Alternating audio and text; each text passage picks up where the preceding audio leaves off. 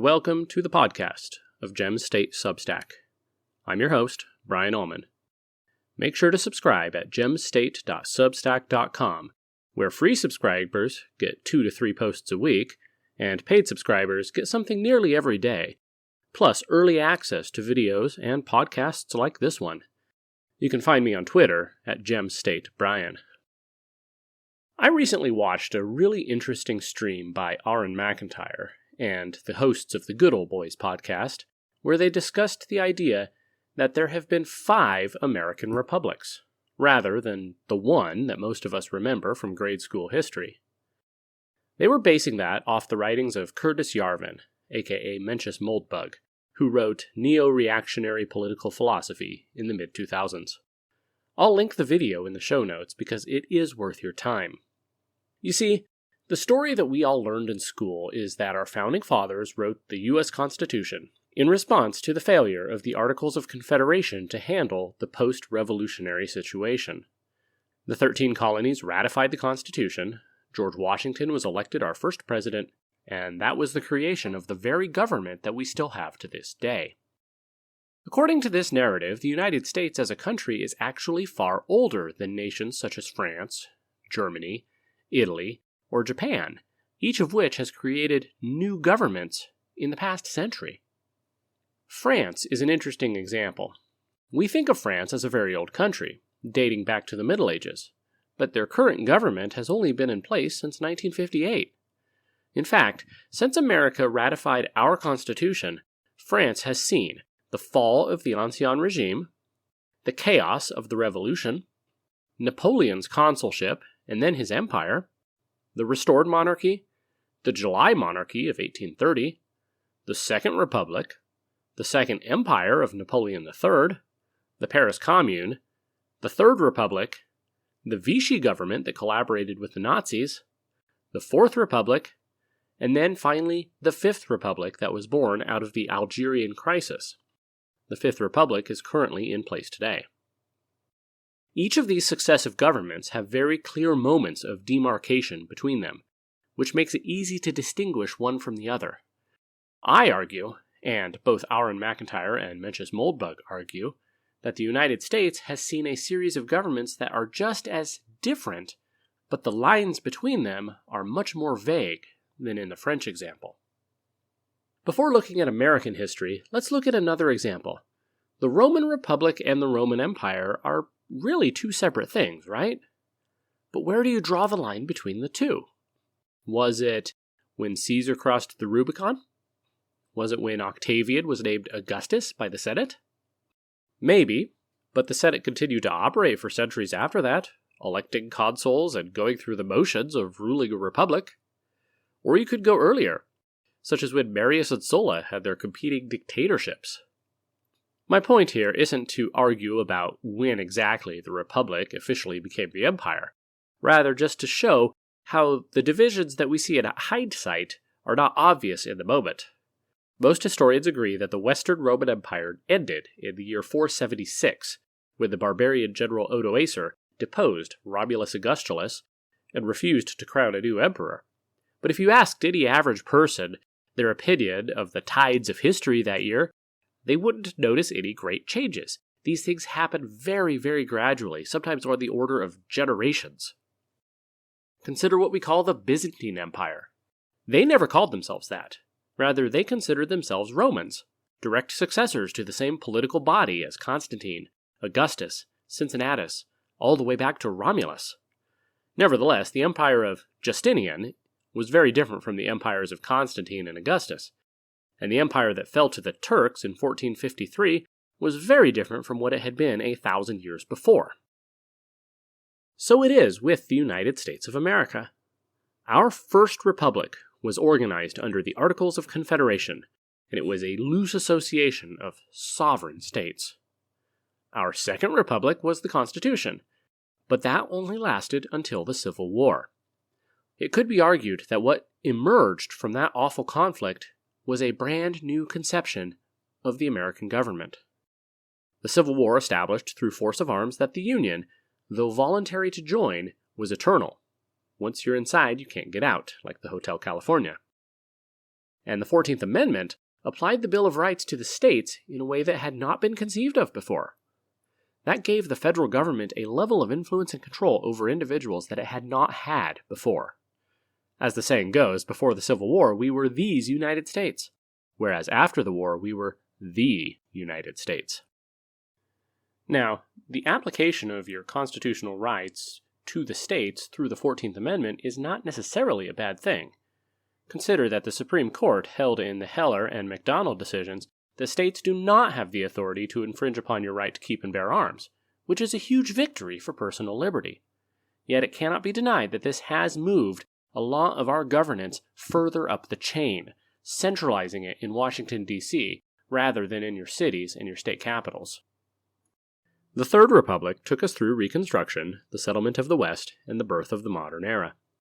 The progressive reforms of Teddy Roosevelt would probably not have been possible before the greater centralization of our government following the Civil War. Neither would the New Deal of Franklin Roosevelt. The New Deal and World War II transitioned us to what we can call the Fourth Republic. Under this new conception of American governance, the federal government had the right to micromanage the economy, to interfere with private enterprise with projects like the Tennessee Valley Authority, and to maintain a standing military that would have outraged our founding fathers.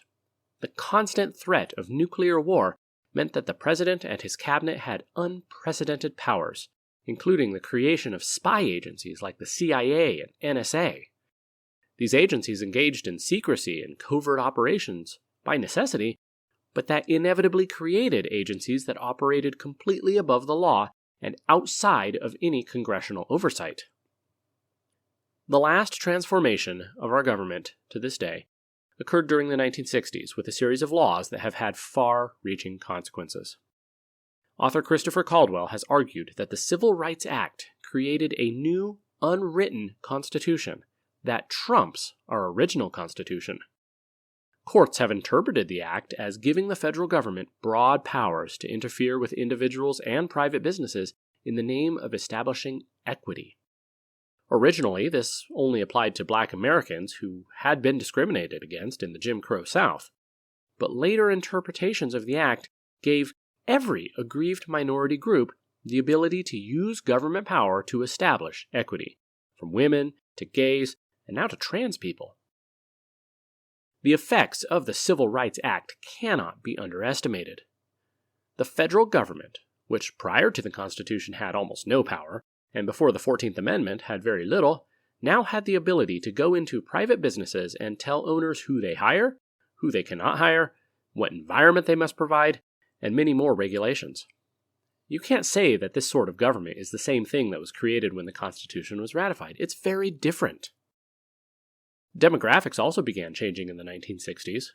The U.S. had essentially closed the borders in 1924, allowing in only a small number of immigrants each year. In 1965, Congress passed the Hart-Celler Immigration Act, opening our shores to large numbers of people from all over the world. The last 50 years have seen mass migration without the assimilation that accompanied previous waves. The result is a country where various ethnic groups now compete for power and influence in our almighty federal government. As the old saying goes, instead of the people electing a new government, what if the government elected a new people? The same 14th Amendment to the Constitution that gave the federal government massive power after the Civil War has been interpreted to mean that any baby born on American soil was an American citizen. This has led to birth tourism and anchor babies. If an illegal immigrant has a baby in America, then they have a much greater chance of being allowed to stay. This makes a mockery of our entire immigration system. The authors of the 14th Amendment never meant for it to apply to diplomatic staff, students, or tourists, and yet it is used now to massively inflate the number of migrants who come to our country.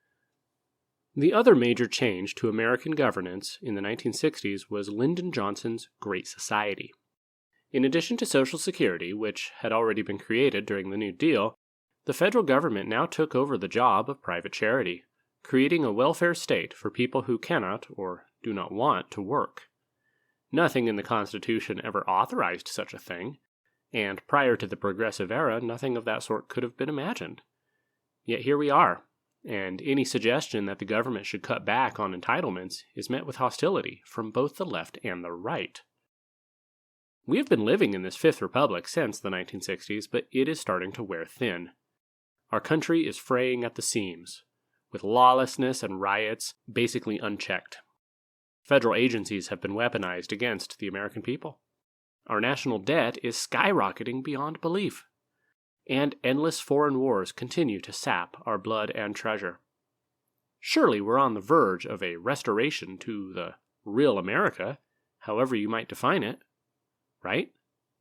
Perhaps not. If you look at each evolution of America, we always move toward more centralization.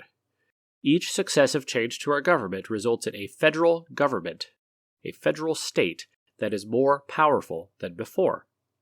Unless we find a way to reverse course, I fear that the Sixth American Republic will be an extremely centralized, globalist, technocratic, totalitarian tyranny.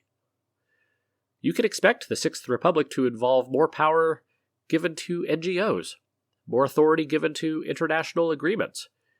Think 15-minute cities, the World Health Organization, or the Critical Areas Trespass Bill that was defeated here in Idaho last year. The question is, can that be stopped? I think we have to start looking at our current situation as similar to the Revolutionary era of the mid-1700s. Our founding fathers faced opposition from a powerful centralized state in London that usurped their own natural rights and overrode their local governments. Their resistance eventually required force of arms, but for 2 decades, they fought using words and rhetoric, and that's what we're going to have to do. We need to start having some serious conversations here in Idaho about how to detach ourselves from an increasingly corrupt and totalitarian federal government. The feds own more than half of the land in our state. We need to take that back. The feds supply nearly half our state budget. We need to excise that, even if it means a temporary cut in services or maybe even a rise in taxes.